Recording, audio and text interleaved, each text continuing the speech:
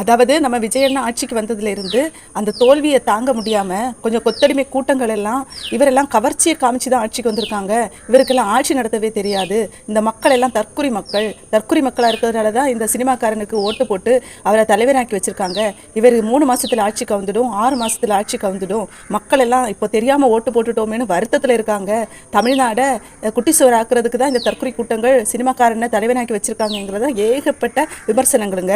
இந்த விமர்சனங்களுக்கு எல்லாம் முட்டு கொடுக்கிற மாதிரி மக்களோட மக்களா நின்று ஒருத்தர் குரல் கொடுத்திருக்காருங்க. அது என்னன்னு கேளுங்க. சினிமா கவர்ச்சி என்றால் கமலஹாசன் வந்த போது 2019 நாடாளுமன்ற தேர்தல், 2021 சட்டமன்ற தேர்தலும் கமலஹாசன் தமிழ்நாடு முழுக்க தனித்து நின்ற போது ஏன் கமலஹாசன் கூட ஜெயிக்கல? அவரு சினிமா பின்புலத்தில் வந்தவர் தானே.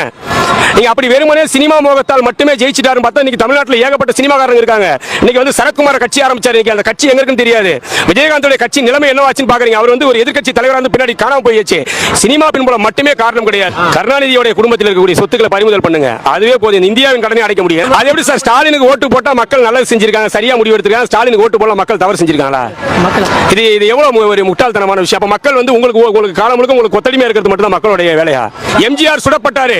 எம்ஜிஆர் சுடப்பட்ட புகைப்படத்தை எடுத்து வீதி வீதியா ஒட்டி அந்த புகைப்படத்தை ஒட்டி தான் எங்களுக்கு ஓட்டு போடணும் திமுக கேட்டு தான் ஆட்சிக்கு வந்துச்சு. ஒத்துக்கிறீங்களா?